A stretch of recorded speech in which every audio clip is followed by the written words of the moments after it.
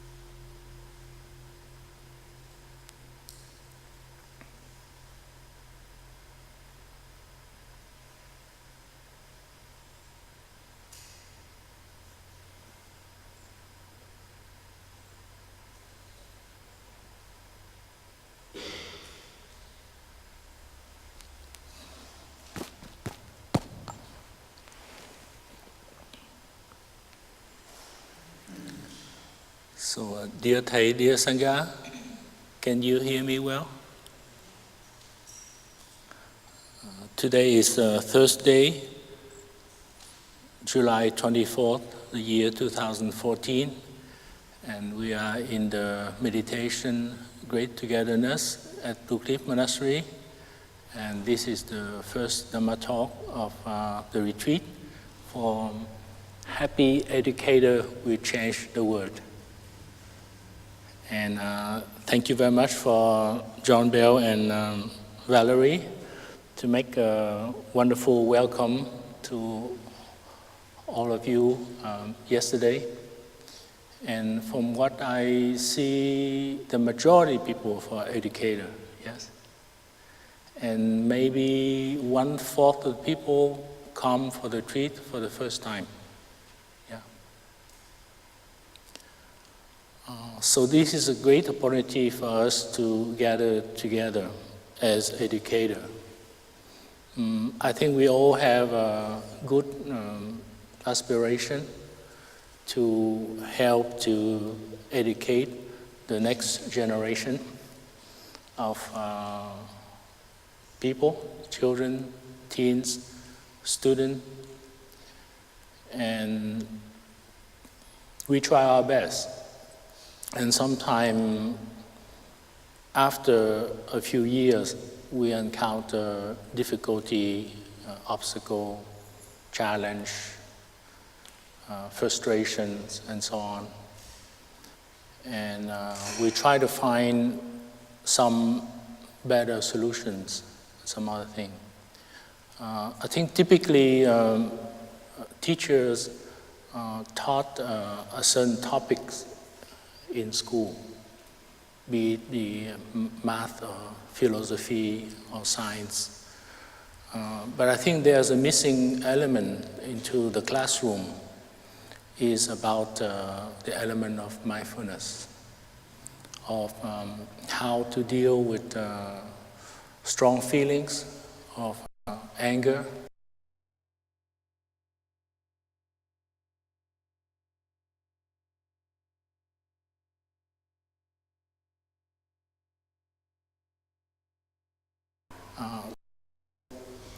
our teacher has really tried to add that element of ethics and into every area of the society, and particularly it is in a classroom. So we have started, we call it ethics retreat for the last few years now, in Plum Village, and now in various centers of Plum Village, including Blue Cliff Monastery.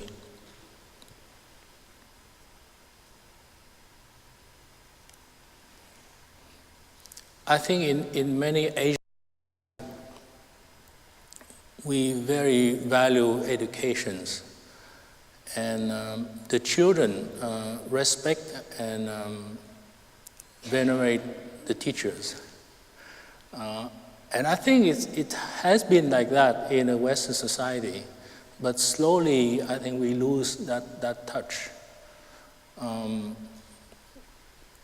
Children and teenage grow up in a very consumer society of me generations, and often we don't pay attention a lot to the sacrifice and the good intention of the teacher.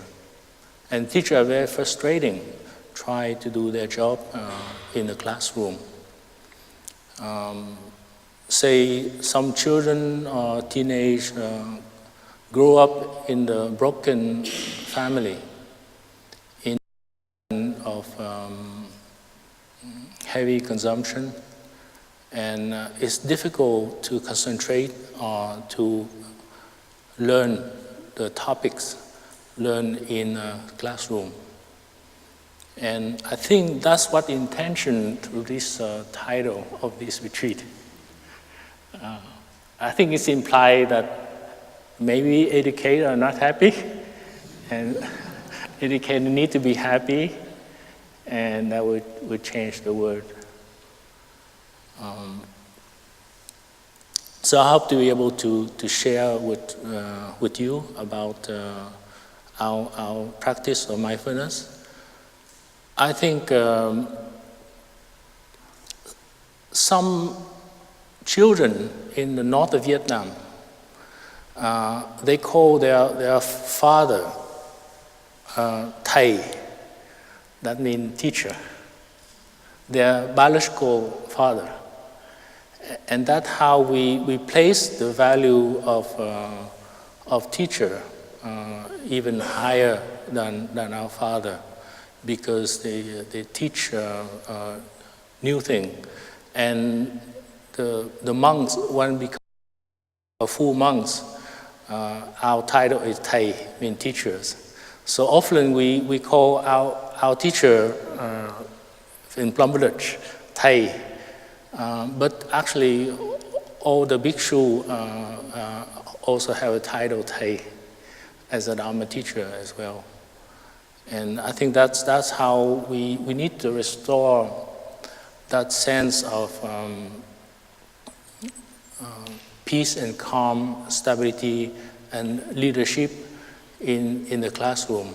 And often teacher will need to help to be the teacher of love and understanding.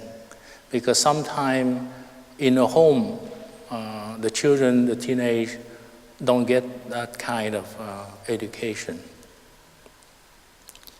So let me go to the whiteboard a little bit.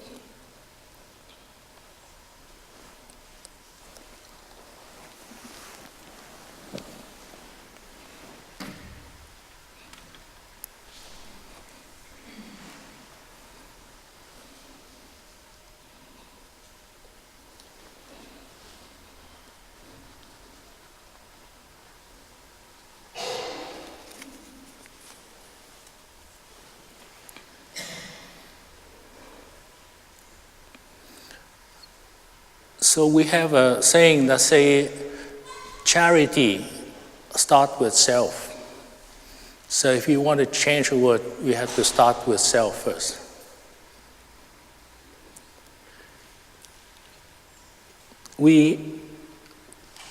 Brother Happiness shared yesterday about why don't we take time to breathe for yourself and smile to yourself and not worry about anybody first. So I think the first thing we would try to do is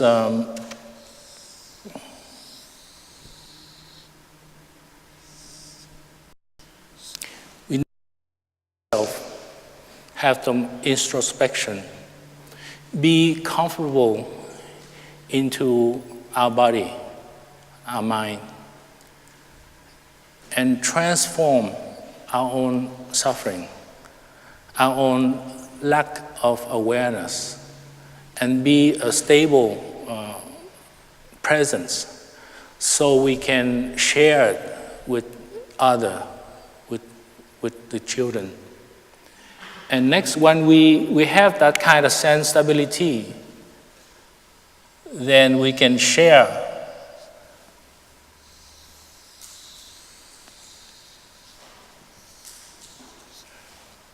maybe with our family, maybe with our partners, and then together with your partner, you can change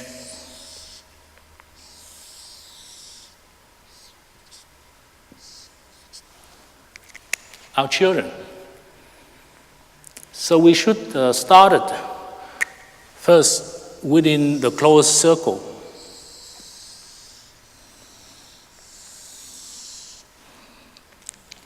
We just finished a summer retreat when we have about 180 people, parents and children, teenage. Even though we have 180 people, but we have over 54 children to the retreat, and about 34 teenagers came to the retreat. which is almost the size of the children program doing a retreat by our teacher when he come, which is about 1,000 people. And I think it's very good for children to be able to receive that kind of love and harmony and understanding within our own family, within our own support system. Sometimes we might not have family, we could have a local group of likewise mind. And when we come together this retreat, this is what we do. We share together our aspiration, our support for each other, so we can go on a task. And when we have that kind of stability and understanding, insight, then we can bring this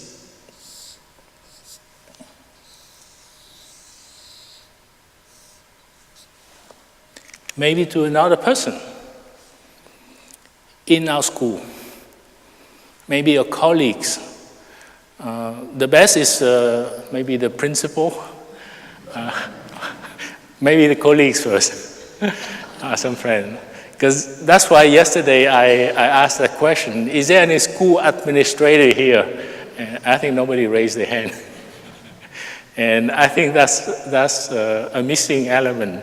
I think the administrator, the principal, and so on can benefit from the understanding of the benefit of mindfulness in the classroom. So once you have the same thing, another allied, you find another allied, and you add it up. And then you can bring maybe to the principal, to the administrator, and so on. So this is within the school. Often, sometime in the classroom, it may be okay to have we call a guest speaker. And this is a wonderful, some local Sangha has done that. I think I have Celia Lemon here, yeah. We can bring some guest speaker to help to introduce it. But because there's certain resistance, and it's understandable about the separation between the state and religious, because sometimes some of the thing we share has the root in religion, but it can be shared in a non-religious manner. And the other thing I want to share with you is the interconnection between happiness and suffering.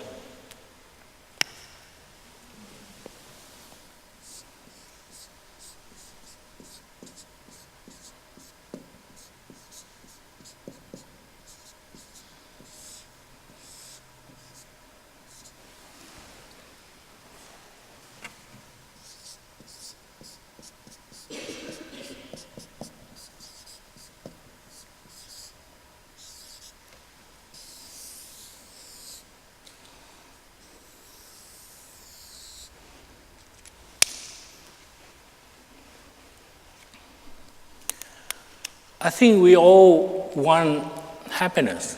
We want to run away from suffering. And Thay shared a wonderful picture is suffering sometimes can be a compost.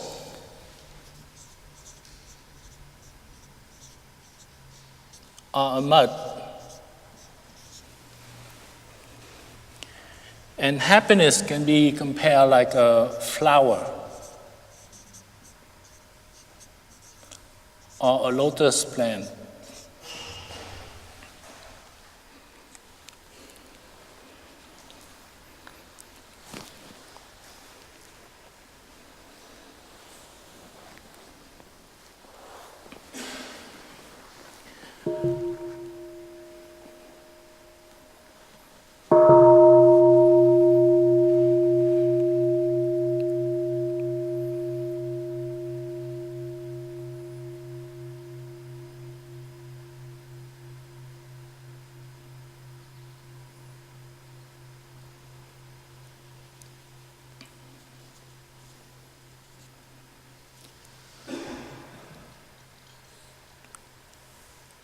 So we often admire and love the flower, but there need to be a mud, a compost, in order to make the flower. And often we really don't like to see the trash or the compost. But it's necessary, because without mud, the lotus cannot grow. And when we talk about the happy educator, and actually it's something that we don't need to run away from suffering. So actually, to me, the title can be Suffering Educator who have transformed and have happiness will change the world. And we don't have to wait until we are fully happy in order to change the world. There's a certain degree of suffering, of pain, but also there can be also a good degree of happiness and joy. Because often we wait until we get no more suffering, no more obstacle, no more difficulties having. For example, we organized a retreat with the help and leadership of Richard Brady.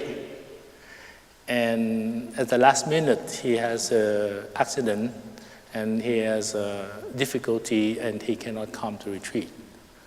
I'm supposed to share the Dharma talk with him today. That's why I leave a cushion here, as indication that we really appreciate his leadership and organization to make this retreat possible.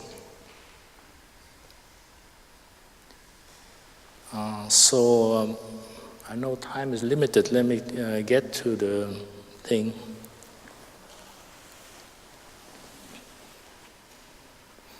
Normally I would have write on a board and wipe it out, but I figured out it's a lot efficient to start the process.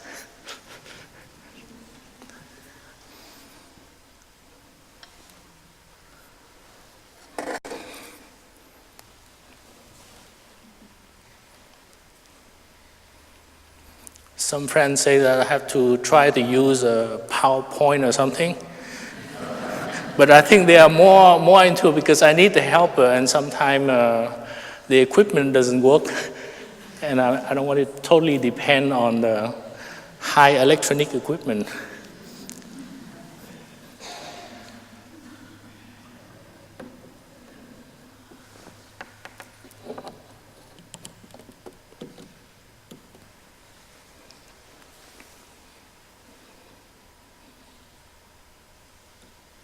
Can you see okay?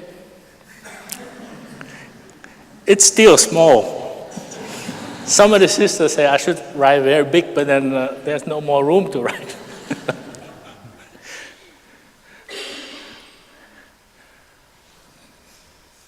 So the subject is how to be a happy instructor of mindfulness, or how to be a happy educator of mindfulness. And what can mindfulness offer to the practitioner? So both to you first, and then to your friend, to your family, and then to the student or to the children. So first, mindfulness reducing the stress and tension in our body and mind. And Brother Happiness, yesterday did guide us to that meditation. Come back to yourself, relax. Think will be there. Don't worry too much. Don't think too much. And just reclaim the domain of self. Be comfortable with yourself first. Because if we want to be fresh, we want to be peaceful, calm, and kind to the student, we need to personify that peace, that calmness. And often we could be a wounded child, we could be a wounded teenage, And we need to recover ourselves, heal ourselves, so we can have a force of stability when you share with other people. And specifically, it has to do with the third and the fourth exercises of the breathing sutra.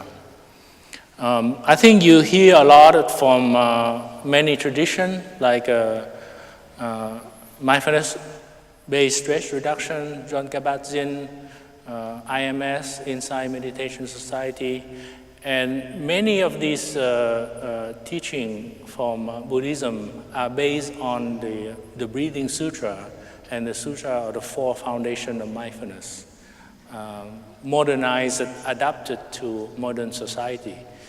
So I just want to share with you so you know where the root of those teachings come from. There are specific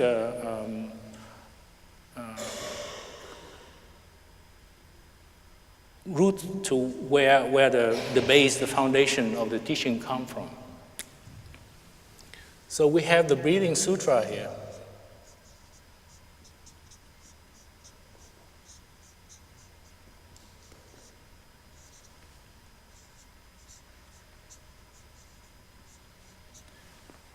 And Brother Happiness and Sister Joy has shared with you about some exercise yesterday and this morning. So first is awareness of our breath.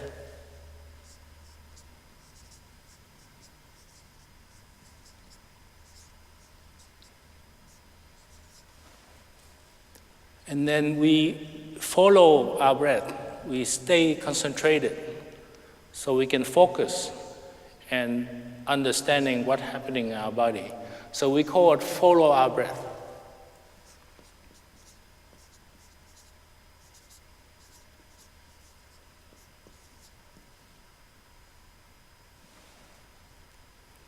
And the next is aware of our whole body, different parts of our body.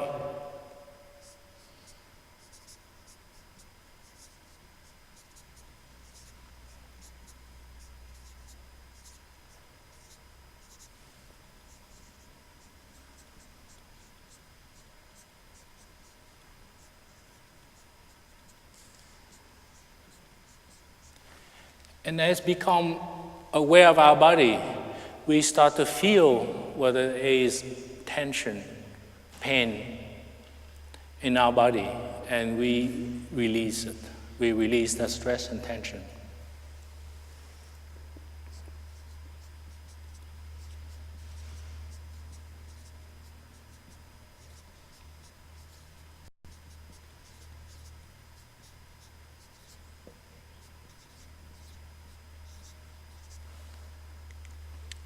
So this is a very basic exercise that the practitioner should try to incorporate a little bit into our daily life.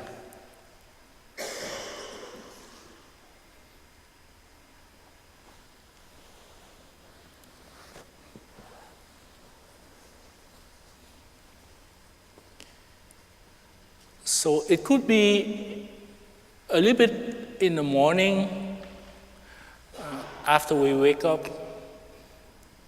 Maybe we skip breakfast, have breakfast, but have a little bit time for ourselves before we rush to work, for example. Or during lunchtime, what I used to do, I used to work for a bank, and it's very stressful too. And I try to go to another building, to some other cafeteria where nobody knows me. So I can be really away from what the demand of the job. Then I can just have a light sandwich, but then take the other time to calm myself down, to follow my breath, and to retain a certain peace, calmness, and freshness. And I think freshness is very important to present it, especially to the young children. And sometimes we might encounter difficulty in the classroom, but we need to maintain our cool. call the school counselor or something, or send the children to the principal office or something like that. Mindfulness creates a feeling of joy and happiness. And often we are very good to pursue happiness, but we don't know how to create our own joy and happiness. And this is what the exercise 5 and 6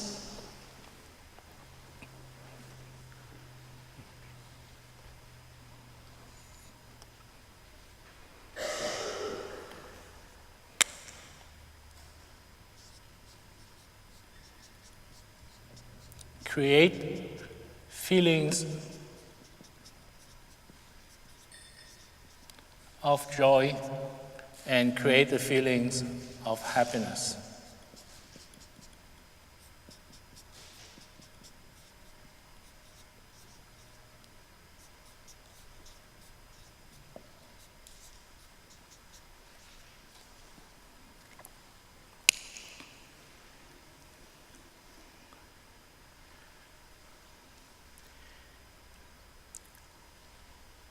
Often we have a tendency to focus on our negative feelings, our pain.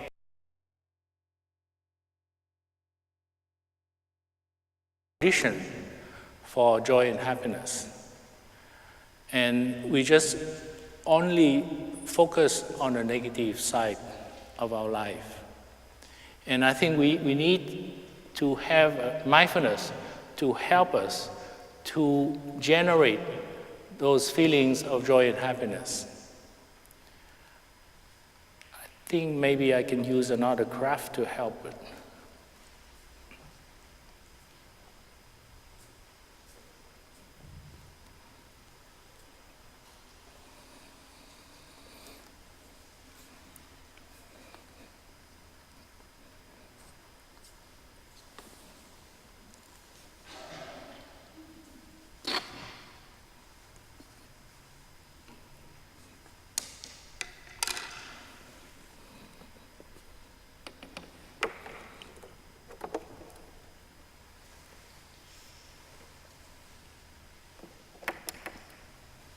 This is going to be a lot. We're not going to be able to share today. Hopefully, my colleagues will help to share at the next few days of our retreat. We have a long retreat, okay. We have feelings that are positive and negative and neutral feelings. And often we don't pay attention. We tend to focus on the negative feelings. So let's say before we know the practice, we have maybe 40% of the feelings that are negative. Those children give me a problem, they don't do the homework, my principal doesn't listen to me about my complaint, doesn't help me, I don't have enough support in school, blah, blah, blah, blah, you know? And of course, maybe we have children, and maybe the children have a source of joy for us. But we have a lot of neutral feelings that we don't pay attention. So let's say we just heard Richard Brady has an accident, has a bad back, and he couldn't stand up, he couldn't drive over here. And we have good back. But we don't pay attention about it. And that's a good thing. I think one of the brothers went to the dentist yesterday because he has a toothache. And he suffers, so he has to go to the dentist. We don't have a toothache. So, see, those neutral feelings are there, but we don't pay attention to that.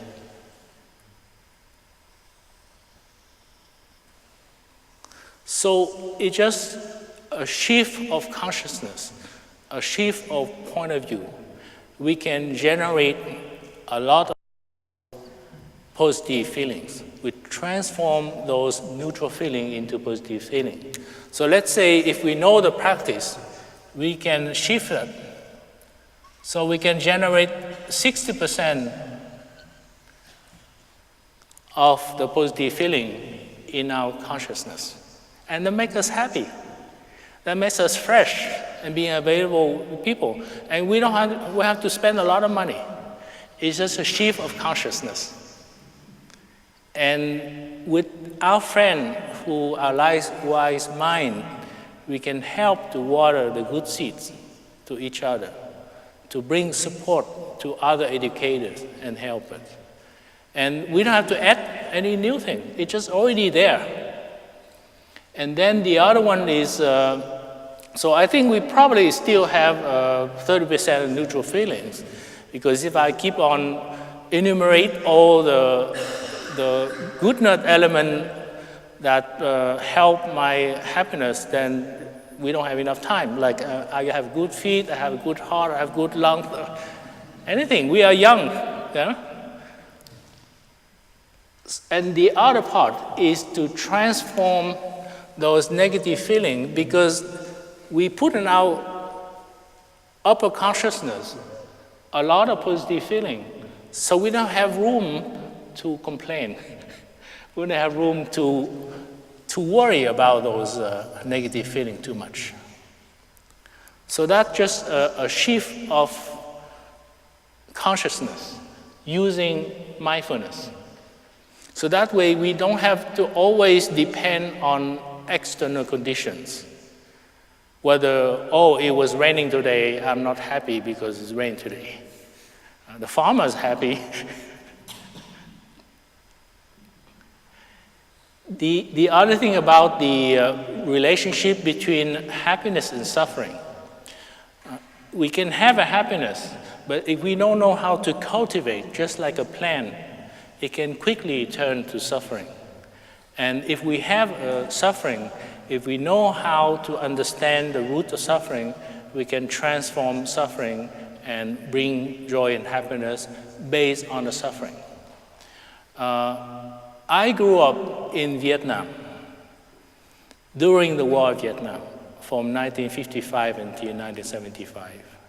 And many of our brothers and sisters from Vietnam here, we encountered a lot of suffering during the war because there's so much violence, so much killing, so much hate.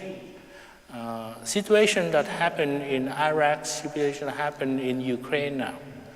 And our teacher will try to help say, please stop, change your view. Man is not our enemy, it's ignorance. Not understanding is our enemy. But in the cacophony of the war, people don't want to listen and cause a lot of suffering. So it doesn't mean that we don't have suffering inside of us as a young man, as a teenage, witness different scene of the war of Vietnam. And we need to practice to transform our suffering so we can be a more stable force of love and understanding to be there for our students, for our children. So let me maybe give a little bit more illustration about this craft here. There is a school of Buddhism that we talk about Buddhist psychology. And the Buddhist psychology, if you combine it with modern psychology, it helps a lot. We know about Freud and subconsciousness, the id and ego, but I think this is similar, and it has a root back in India around the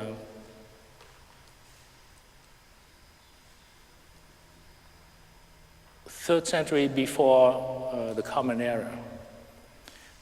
We have a very wonderful university they call Nalanda University.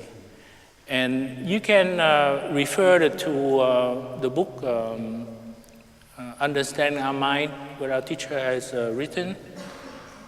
And it talks about the 6 level of consciousness. So first of all, we have the 5 level consciousness of our 5 senses, meaning eye consciousness, ear consciousness, nose consciousness, tongue consciousness, and body consciousness. And on top of that, we have what we call a mental consciousness, which is the 6th level of consciousness. What we put our thought in our upper level of consciousness. And we can have that choice, just like I mentioned about this transform from negative feeling into the positive. We just add a positive thought and we change our feelings. And then at the bottom, we have a storehouse consciousness. The Sanskrit word is alaya consciousness, the 8th level consciousness. And that contains everything. Everything that we see, we hear about, it being recorded, just like this camera. And not only our own consciousness, but the consciousness of our parents, our ancestors, everything is there. Anything we encounter with, we store them all in there. And under what we call a seeds. And if we keep water those seeds, whether we call a positive seed or negative seeds, then those seeds are big and they just want to jump up on the level of consciousness. That's why sometimes when you come to our monastery, you meditate on the first day or 2, we start to see a lot of thought coming up into our mind. And we say, where does it come from? I didn't think about those things when I was at home. But then because we have a quiet environment, when there's no suppression of those thoughts, of those negative feelings, then they start to come up. And it depends how we cultivate those seeds. And this is why mindfulness helps not only to create the feeling of joy and happiness, but to cultivate the seeds of joy and happiness. So there is what we call a circulation. So let's say, and also just to complete it, the 7th level of consciousness is the manas or ego consciousness. That's the idea of self, of selfishness, of survival. And they create a lot of difficulty on us too. That bring differentiation between us and other people and not understanding other people. But I shall come to that later. So let's say we have a seeds of anger that have been watered quite a lot. And it's possible. It's in a school environment we have those kind of things. And they come up, so we have a flare of anger, frustration. And the thing is to be aware of it. Hey, I'm angry.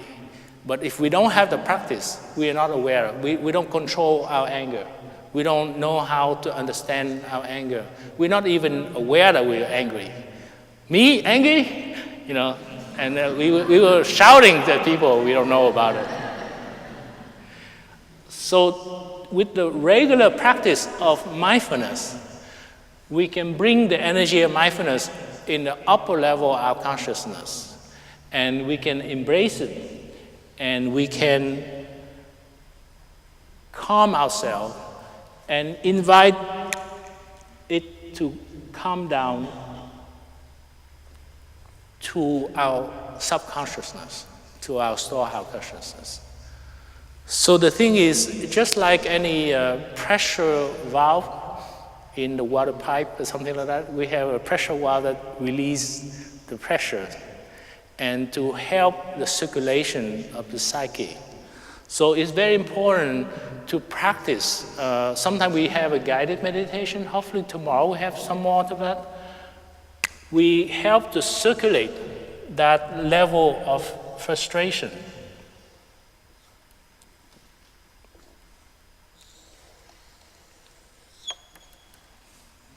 So what are the regular practice of mindfulness help to circulate those strong feelings and emotions. So slowly we become more liberated. We become a kinder, a gentle person, and we don't have to put ourselves on the defense about any kind of things. Because as long as we don't know those negative seeds that are very being watered, and we can inherit from our parents. We can inherit from our uncle. We can inherit from our grandparents. And without the regular practice of mindfulness, we tend to react or overreact without a pause, without some thinking about it, because the energy is so strong, it's beyond us. So we need to control our own horse. So that's what the third level here is. Mindfulness helps us suffer less as we deepen our practice. We learn how to deal with anger, with fear, and strong feelings. By choosing the time to address those negative feelings, say in the group environment, like at this retreat, and at the guided meditation, we can slowly bring up those negative feelings and try to understand the root of it, try to understand about it, and we can embrace it and transform it. So this circulation of the psyche is very important, and this we call a regular practitioner of mindfulness and transform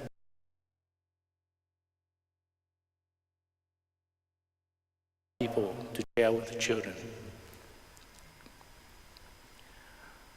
Another thing to understand it is we have what we call 4 causes. And this is something new. You don't have to understand the Sino-Vietnamese or Sanskrit name, but I put it on the board anyway. We have what we call a secondary cause. Say, typically, strong feelings like anger. We have a secondary cause, we have a continuous cause, we have an object perception cause, and we have a primary cause. And if you can understand those that are put element, it's just to categorize many causes that bring anger to come up in our level of consciousness. So let's say a teenager throw a stone at the dog. So the dog receives the stone in the face or in the body, and it's painful. That's the object cause. The dog turns toward the person that he thinks throw the stone at him. Or actually, I don't think the dog that smart. He was look at the stone who hurt him, and he would bark at the rock, because those are the cause of my pain. And actually, this is what happens a lot when we encounter anger, fear, and anxiety. We blame the next person, who we think that are the cause of our anger. But the secondary cause that we might not know is actually there's a teenager that are throwing the stone at the dog. And if we have a stability, a mindfulness of mind, we can see that it is not the stone who are the main cause of anger of the dog, but that's the teenager who throw the stone at the dog. But then we have to go further to see why does the teenage need to throw the stone at the dog? So maybe the teenage has some frustration, has some anger inside him. And maybe he grew up into a broken family. He has an unhappy childhood. And he got the frustration, he doesn't know where to release it. And we can see often people who are angry, they throw things. They throw dish, they throw stones, they throw things like that. So for the teenage to throw at the dog, he needs to suffer a continuous cause of suffering that he received from other people in order for him to do that. And if you look furthermore, then you will find a primary cause. Maybe he has an alcoholic father. Maybe he grew up without a father. Maybe his family broke up and he grew up without the guidance of the father. So he has some problem with authority. When he goes to school, somebody tell him what to do without explaining to him, without love, then he overreacts. I think some of our young monastic, they encounter that kind of situation. And when they come to our retreat, they understand it, and they make a vow to become a monastic. So if you get the chance, you can talk to some of them, they can share about it.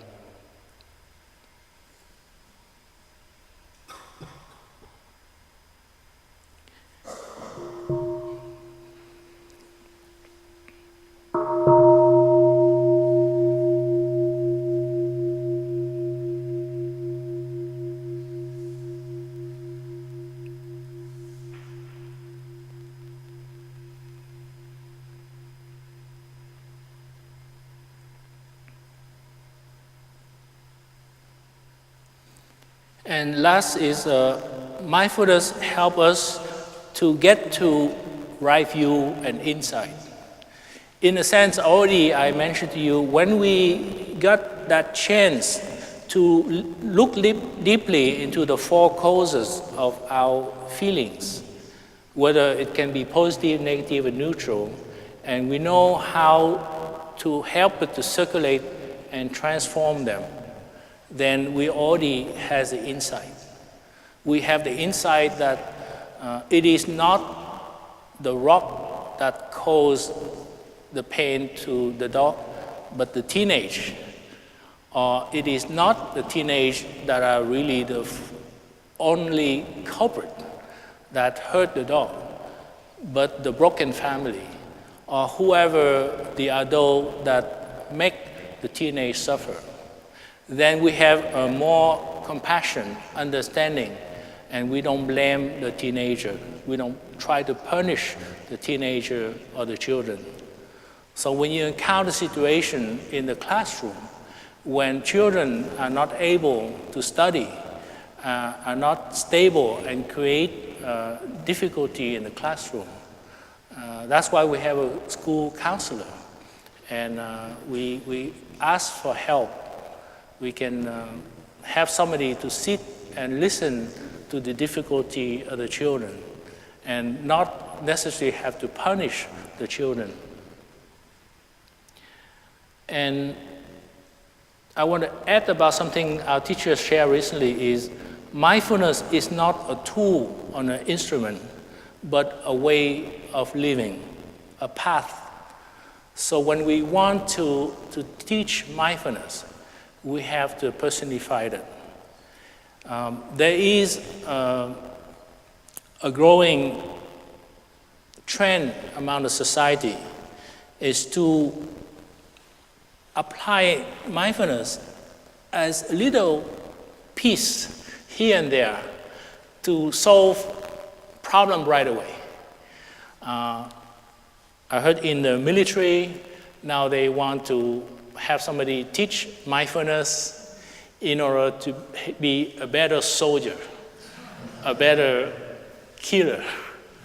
And that is not a good thing. There is, in the business world also, there is a trend that say we teach mindfulness so you can have a better competitor, a better business person. You can be successful with your enterprises. You can win over your, competitors. And you can use as a tool after a while, but then you can lose that sense of purpose. That is, mindfulness is really a way of life, a way of being. And you need to shift your consciousness totally to be able to have that we call a pathos, so people can understand you and you can transform people's heart, be it the children, the teenage, and thing. So it is not just a tool, but is a way of living. And the same thing is, mindfulness is not a means to arrive at things. Like I teach you mindfulness so you can be a millionaire or something like that, you know. You can be a better competitor or something like that. But it is an end by itself. So we don't practice mindfulness so in the next 10 years we'll be happy. We practice mindfulness so we can be peaceful, calm right away. And those exercises that Brother Happiness shared with us last evening is such a thing. We need to taste it and to try it ourselves. And we depend on the collective energy of sharing, transmission from one person to person. And that's why the contact of a good practitioner is very important. When we want to teach mindfulness, we need to come and share with other people who has already practiced mindfulness. And we need a community, we need a local group, and we can learn directly from other people who have practiced. Just like we call apprenticeship. In the old day, artists start by being apprenticed to a great master. And he just do a prime of the painting and other thing and observe how the master do the thing. The same thing with the teacher. If you want to use mindfulness as a teacher tool, you need to ally and work with somebody who has already the experience. And then you can taste yourself, try yourself, and then you can share with other people, preferably with the helper. Sometimes our monastic, when we go out, we give teaching, we always have a second body. And we have, sometimes we just don't go just two, we go even 4 or 6 monastic together to help each other. I do the sharing with you, but I have behind all the monastics who support me in the community. By living full-time here, we have a regular sitting meditation, walking meditation, eating meditation, and so on. And we fortify our collective energy of mindfulness. So when somebody come and stay with us for a few days a week to practice, the transformation is a lot quicker. And last is mindfulness inter-ease with right view or insight. And I share with you because they have what we call the 3 main things we practice is mindfulness, concentration, and insight. But there is what we call a right mindfulness and wrong mindfulness. And the same thing, right concentration and wrong concentration. So the same thing in the military, when they teach mindfulness, so you can have a better soldier, a better combatant, and a battlefield, wrong mindfulness. Because it doesn't lead to a love and understanding, it doesn't lead to peace. It creates more suffering and killing. So you can be a better killing machine, but that more efficient, but that doesn't help the problem because it promotes hate and misunderstanding. The same thing, we have what we call a shooter. I forgot the name. Sniper. Yeah, a sniper. And the same thing, people teach them concentration. How to concentrate using your breath and really shoot accurately. And the role of the sniper is to disable the enemy, by that killing the enemy. And that we call wrong concentration, not right concentration. So that way, often when you hear the program we teach mindfulness for educator, it involves the element of ethics. Ethical behavior is very important. And tomorrow we shall have a sharing about what we call 5 mindfulness training, which involve ethical behavior, a way of living in an ethical way, because it can reinforce the message that we try to share with mindfulness. I have a lot of other things I want to share, but I think that's probably enough for today. And I hope we have a lot more speakers in the next few days, and they would help to share with you for the rest. So I'd like to thank you very much for listening. Thank you.